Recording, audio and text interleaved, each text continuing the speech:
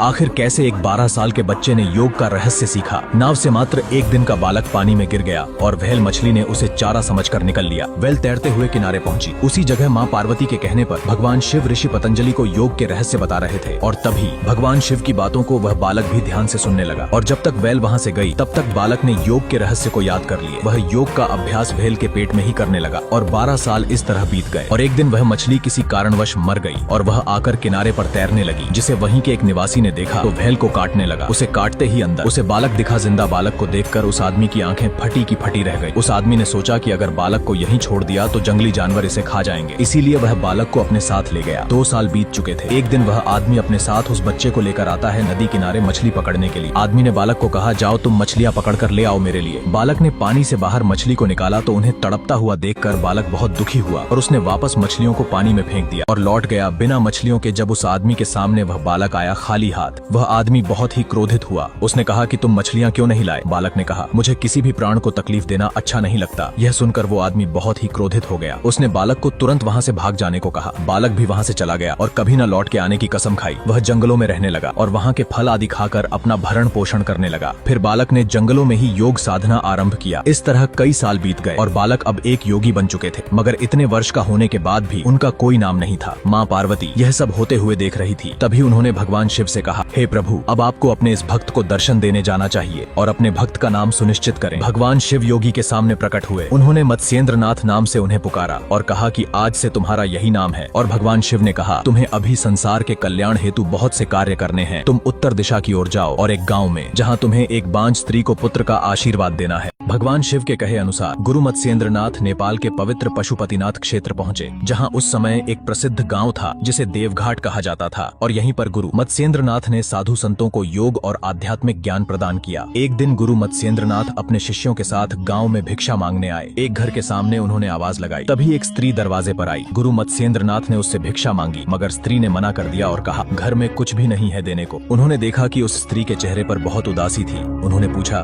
क्या हुआ पुत्री, तुम्हें क्या कष्ट है? स्त्री ने कहा, बाबा, मेरे घर में मुझसे सब दुखी है क्योंकि मैं बांझ हूँ, इसलिए। गुरु मत्स्येंद्रनाथ को भगवान शिव के कहे हुए वचनों की याद आई और उन्हें समझ आ गया कि यही वह स्त्री है जिसे पुत्र का आशीर्वाद देना है। तब उन्होंने स्त्री को प्रसाद दिया और कहा, पुत्री, तुम यह खा लेना, तुम्हें संतान अवश्य प्राप्त होगा। यह कहकर वे चले गए। वहीं पास में खड़ी उसकी सास यह सब सुन रही थी। उसने अपनी बहू से कहा, तुम इन साधु और तांत्रिकों के चक्कर में मत पड़ो, इसमें काला जादू हो सकता है। इसीलिए उसने उस प्रसाद को अपने घर के गौशाला में ले जाकर गोबर में फेंक दिया। गुरु मत्स्येंद्रनाथ अपने शिष्यों के साथ घूमते घूमते रास्ते में आने वाले हर दुखी बीमार लोगों की मदद करते हुए पहुँचे चंद्रगिरी गाँव गोदावरी नदी के पास, जहाँ उनकी ख्याति सुनकर गाँव के लोग बड़ी संख्या में इकट्ठा हो गए। चारों ओर से दुखी और बीमार लोग गुरु के पास अपनी समस्याओं का समाधान मांगने आए। एक वृद्ध महिला अपनी बीमार पोती को लेकर रोते हुए उनके पास पहुंची और कहा, गुरुजी, मेरी पोती कई महीनों से बीमार है। वेद भी जवाब दे चुके हैं। अब तो आप ही मेरी पोती की जान बचा सकते हैं, क्योंकि मैंने सुना है आप में भगवान शिव का अंश है। गुरु मत्स्येंद्रनाथ ने बीमार बच्ची के सिर पर जैसे ही अपना हाथ रखा, चारों ओर एक दिव्य रोशनी फैल गई। यह रोशनी इतनी तेजस्वी थी कि हर कोई स्तब्ध रह गया। बच्ची का कमजोर शरीर अचानक ऊर्जा से भर गया। यह देखकर वहाँ मौजूद सभी लोगों के चेहरे पर आश्चर्य और खुशी के भाव थे। गांव के लोगों ने इस चमत्कार को अपनी आंखों से देखा और गुरु मत्स्येंद्रनाथ के प्रति श्रद्धा और विश्वास कई गुना बढ़ गया और पूरा गांव हर हर महादेव के जयकारों से गूंज उठा।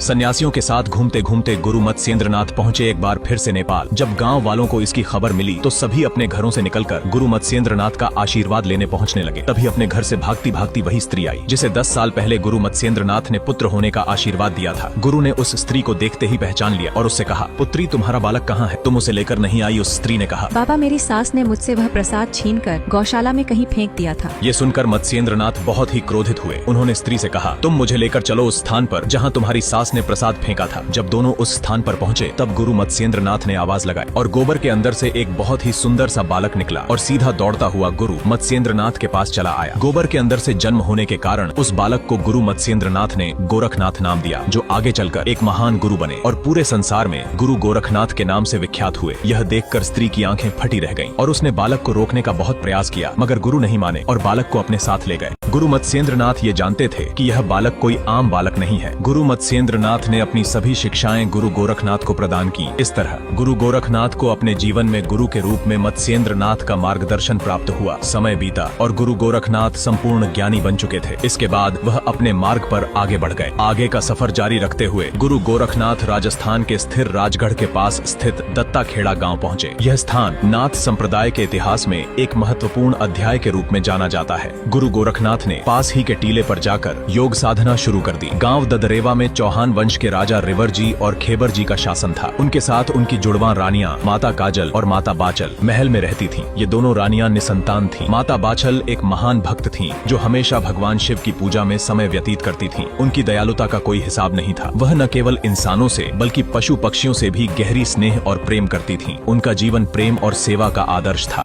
महल में माता बाचल भगवान शिव की आराधना कर रही थी कि तभी भगवान शिव प्रकट हुए। माता बाचल ने भगवान शिव को हाथ जोड़कर प्रणाम किया। भगवान शिव ने कहा, पुत्री, तुम्हारे गांव में गुरु गोरखनाथ आए हैं, जाओ उनकी सेवा करो। यदि वह प्रसन्न हुए तो तुम्हें पुत्र प्राप्ति का आशीर्वाद मिलेगा। माता बाचल ने भगवान शिव के आदेश को सहर्ष स्वीकार किया। माता बाचल दौड़ती हुई गुरु गोरखनाथ के स्थान पर पहुंची और उन्हें प्रणाम किया। माता बाचल हर रोज सुबह सुबह सबसे पहले गुरु गोरखनाथ के डेरे पर पहुंचती, वहां की साफ सफाई करती और गंगा नदी की शुद्ध मिट्टी से उनके तपोस्थल की लिपाई पुताई करती। माता बाचल के इस निस्वार्थ सेवा भाव से गुरु गोरखनाथ अत्यंत प्रसन्न हुए। गुरु गोरखनाथ ने कहा, कल भोर हम यहाँ से प्रस्थान करेंगे, कृपया आप कल जल्दी आएं। आपके सेवा भाव से हम बहुत प्रसन्न हैं, इसलिए हम आपको पुत्र प्राप्ति का आशीर्वाद देना चाहते हैं। माता बाचल बहुत खुश थी और उनकी खुशी देखकर उनकी बहन काजल ने पूछा, तुम इतनी खुश क्यों हो? माता बाचल ने सारी बात बता दी। यह सुनकर काजल के मन में जलन पैदा हो गई। उसने सोचा कि आशीर्वाद तो उसे मिलना चाहिए। गुरु गोरखनाथ अपनी धूनी पर तपस्या कर रहे थे। तभी अगली सुबह काजल, जो बाचल की हमशक्ल थी, गुपचुप तरीके से उनकी धूनी पर जा पहुंची और खुद आशीर्वाद पाने के लिए गुरु गोरखनाथ से आशीर्वाद मांगने लगी। और गोरखनाथ उसे देख फर्क समझ ही नहीं पाए और आशीर्वाद देते हुए कहा, तुम बहुत ही शक्तिशाली दो योद्धा, पुत्र को जन्म दोगी। इसके बाद गुरु गोरखनाथ वहाँ से प्रस्थान कर गए। जब असली बाचल पहुंची तो उसने देखा कि गुरु धूनी छोड़कर जा चुके हैं। उसे बहुत दुख हुआ और उसने सोचा कि शायद देर हो जाने के कारण गुरु से आशीर्वाद नहीं मिल पाया। अपनी इच्छा पूरी करने के लिए बाचल ने गुरु के पद चिन्हों का अनुसरण किया और लंबा सफर तय करने के बाद गुरु तक पहुंची। गुरु गोरखनाथ ने बाचल को देखकर आश्चर्य से पूछा, तुम मेरे पीछे क्यों आई हो? बाचल ने अपनी व्यथा बताते हुए उनसे आशीर्वाद देने की विनती की। गुरु ने ध्यान लगाया और सच्चाई समझी कि काजल ने छल से बाचल की जगह आशीर्वाद प्राप्त कर लिया था। यह जानकर गुरु गोरखनाथ को क्रोध आया, लेकिन उन्होंने धैर्य से बाचल को आशीर्वाद देते हुए कहा, तुम्हारा पुत्र संसार में महान वीरता का प्रतीक बनेगा। माता बाचल के साथ छल होता हुआ देख गुरु गोरखनाथ बहुत ही क्रोधित हुए और गुस्से में माता काजल के लिए यह शब्द निकले, मैं तुम्हें एक अत्यंत शक्तिशाली पुत्र का आशीर्वाद देता हूँ, जो भविष्य में तुम्हारी बहन के छलपूर्ण पुत्रों का अंत करेगा। यह सुनकर माता बाचल भयभीत हो गई और हाथ जोड़कर विनती की, गुरुजी ऐसा मत कीजिए। यदि आपने उसे वरदान दिया है तो मुझे कोई शत्रुता नहीं। लेकिन गुरु गोरखनाथ के मुख से निकली वाणी का मार्ग अब अपरिवर्तनीय हो चुका था और फिर गुरु गोरखनाथ ने अतुलनीय शक्तिशाली पुत्र के जन्म का आशीर्वाद देने के लिए पाताल लोक की ओर प्रस्थान किया। पाताल लोक के केंद्र में पहुंचते ही उन्होंने एक आत्मा को अपने दिव्य शक्ति से गोले में समा लिया। दरअसल यह कोई और नहीं, महाभारत के पांडव अर्जुन के पोते जन्मेजय थे, जिसे सर्पों ने इसलिए बंदी बना लिया था क्योंकि उन्होंने अपने पिता अभिमन्यु की हत्या का बदला लेने के लिए नागों के खिलाफ यज्ञ करना शुरू किया था। गोले को लेकर गोरखनाथ वापस आ गए और उन्हें पता नहीं था कि उनका पीछा तक्षक नाग कर रहा था और मौका मिलते ही नाग ने गोले को निगलने का प्रयास किया और अपनी दिव्य शक्ति से अनेकों नाग वहां उत्पन्न कर दिए, जिससे गुरु गोरखनाथ समझ ही नहीं पाए कि इनमें से कौन सा तक्षक नाग है। मौके का फायदा उठाते हुए तक्षक नाग वहां से भाग निकला। भगवान शिव यह सब होता हुआ देख रहे थे। उन्होंने अपनी दिव्य तेज से वहां पर एक बंजारे को प्रकट कर दिया। तक्षक नाग वहां से गोले को लेकर भाग पाता, उससे पहले भगवान शिव के द्वारा भेजे हुए बंजारे ने नाग की पूंछ पकड़ ली और उसे हवा में घुमाते हुए दूसरी तरफ पटक दिया। नाग के मुंह से गोला बाहर निकल गया। बंजारे ने गोले को उठा लिया और तभी गुरु गोरखनाथ वहां पहुंचे। वहां का दृश्य देखकर वह बहुत प्रसन्न हुए। उन्होंने उस बंजारे को दिव्य शक्ति का वरदान दिया और फिर वह अंतर्ध्यान हो गए। अगली सुबह वह भिक्षा मांगते हुए माता बाचल के द्वार पर पहुंच गए। आवाज लगाई, भिक्षा दे भिक्षा। माता बाचल उनकी आवाज सुनकर दौड़ती हुई आई। गुरु गोरखनाथ ने उसे पुत्र होने का आशीर्वाद दिया। फिर गुरु गोरखनाथ ने वह दिव्य गोला निकाला और उसकी दिव्य रोशनी माता बाचल में समा गई और तथास्तु कहकर